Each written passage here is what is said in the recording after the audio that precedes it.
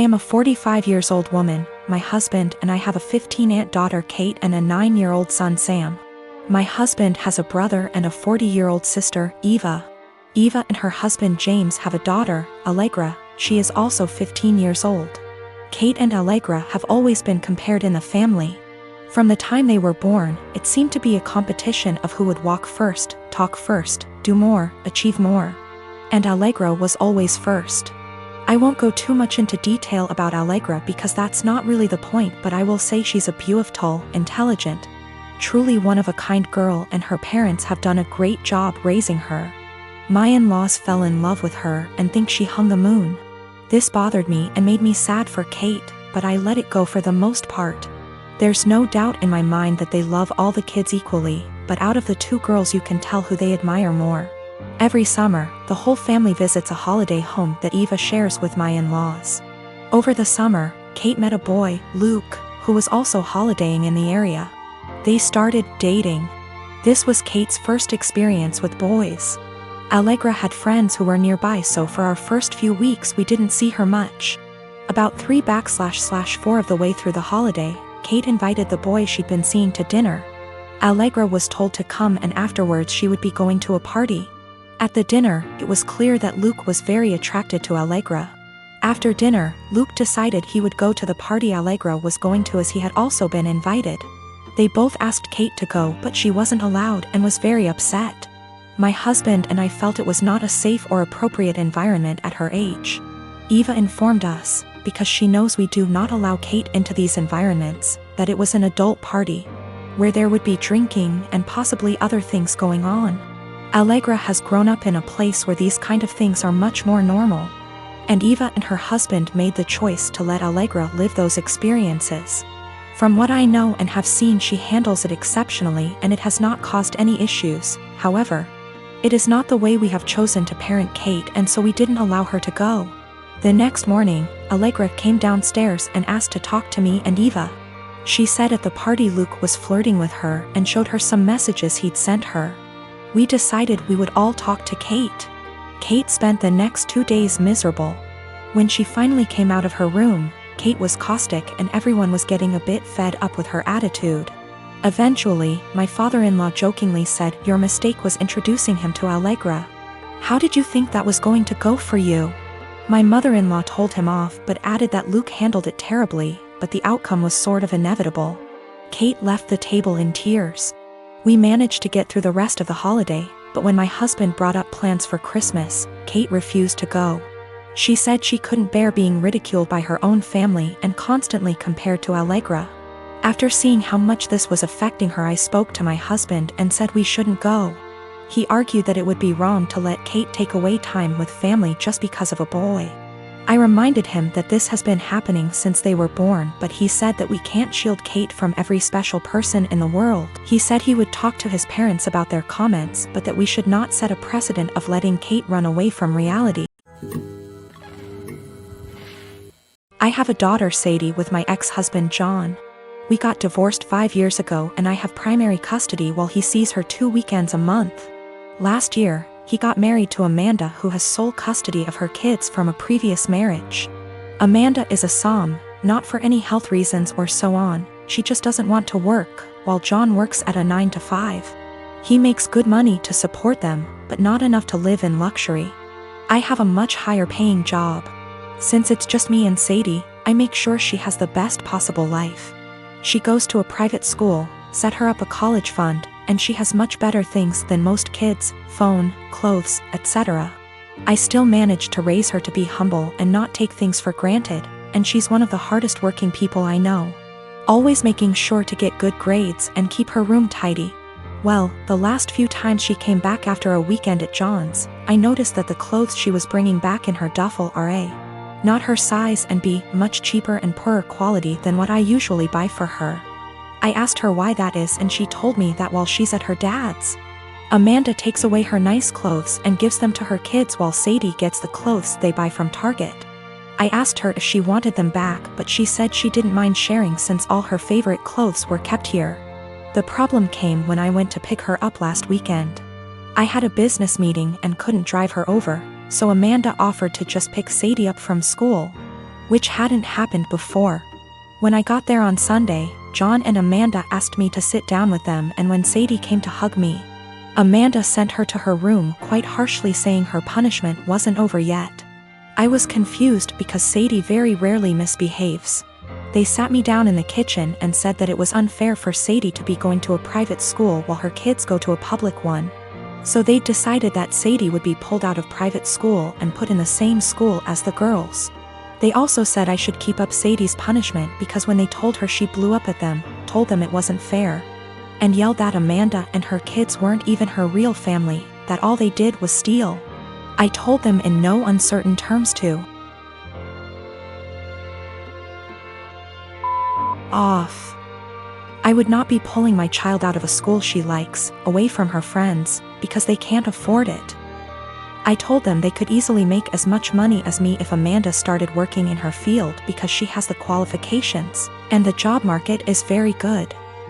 I told them their money problems are not my issue, and if Sadie's items get stolen again or they try to pull her out of school, I'll be taking this to court. They've been blowing up my phone ever since, calling me a selfish. And after telling the story to a friend, he told me I was rubbing my success in their face. But I still don't feel like I did anything wrong. I got temporary guardianship while waiting for a court hearing. We're going to try to get full custody and have John get 1 day a week of visitation, supervised for at least the first few months, and no contact with Amanda or her kids. This way, he still sees Sadie just as much and they can try to repair their relationship, but she doesn't have to go back there. All contact between us is made through emails, which are CC'd by my lawyer, and I've asked for Sadie's things back. I've talked to Sadie and we've decided that she's going to try therapy for a little while to help deal with everything that's happened. We've had the hearing and our custody arrangements been modified. Any and all decisions relating to Sadie are made by me, and me alone. John has supervised visitation once a week. And Sadie will continue in therapy to deal with all the issues Amanda and company have caused her. They tried to push for 50/50 custody split on grounds of alienation. So me trying to put Sadie against her father. But we made it clear from the start that we wanted to keep Amanda and her children away, and wanted supervision only because we don't feel safe leaving him alone as of yet, but that we were open to modifications. Thanks to that, the proof of stealing, and Sadie's therapist's testimony, their claim was thrown out pretty quickly.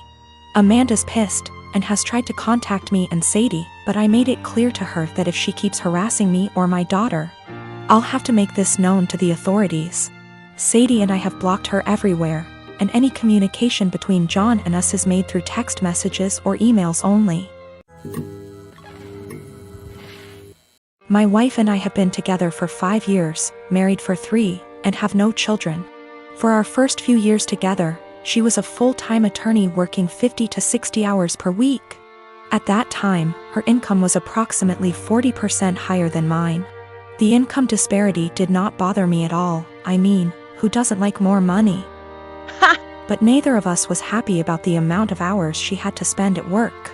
When we met, she was already pretty burnt out and unhappy with the stressful job. I tried my best to be supportive and encourage her to look for other jobs that would be less stressful.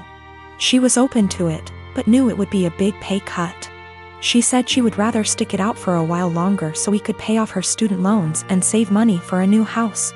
Once the loans were gone and we had moved into our new home, she found a part-time /15HRS//WK job working from home, doing something more in line with her interests. Her stress level went way down, and so did her income.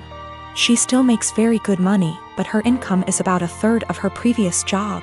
This is absolutely not a problem financially. My income has steadily increased and she's still bringing in plenty. We are doing great and have no money problems. I have no regrets about any of it. The thing is, every once in a while, she'll mention that she feels sad that she doesn't contribute because her income is so much lower than mine. I tell her this is absolutely not true. Not only does she still have great income, but she contributes in so many other ways. Since she has a very flexible work schedule, she is able to do most of the household chores, takes care of errands during the day, does a lot of the shopping, etc. She basically keeps our household running. But I think in her mind, the work she does for our household does not make up for the loss in income. She recently found out we are eligible for health insurance through one of her attorney organization memberships. She sent me the details, but it turned out that our current plan we have through my job is still a better deal. I texted her and said I looked into it, but we should stick with what we have. When I got home from work, I could tell she was feeling down. She told me she had gotten excited at the possibility that we could use something through her work, and that she would be providing something major. She was crushed when I told her we shouldn't use it. I felt terrible. While she was working at her old job, we decided we wanted to start a family. The ideal situation was for her to get a low-hour, flexible, work-from-home job so she could be a stay-at-home mom with a little bit of income on the side. This job popped up and it seemed almost perfect for us. Unfortunately, the baby has not come as quickly as we had hoped, which we knew was a possibility. So we are kind of in limbo where she doesn't want to quit her current job or start a new full-time job, because she could get pregnant at any time. So my fiancé, female, 24 years old, and I, male, 27 years old, got engaged in May and are currently planning for our wedding in August. It's worth mentioning that I'm the sole earner because my fiancé is still in university. I've saved up decent amount of money to afford the wedding. Thing is, her parents get involved in everything, from picking the engagement ring on my behalf, to giving opinions on where we should rent, and now my FMIL is constantly giving opinions on our wedding. FMIL would follow up on everything we do and make negative comments on things like the best man, the guest list, and food. She told my fiancé she didn't like who I picked to be my best man and wanted me replace him after a big argument, but I said no, though my fiancé said we should have just done it. Mother-in-law also wanted me to uninvite people I wanted at the wedding so she could add more guests on her side of family.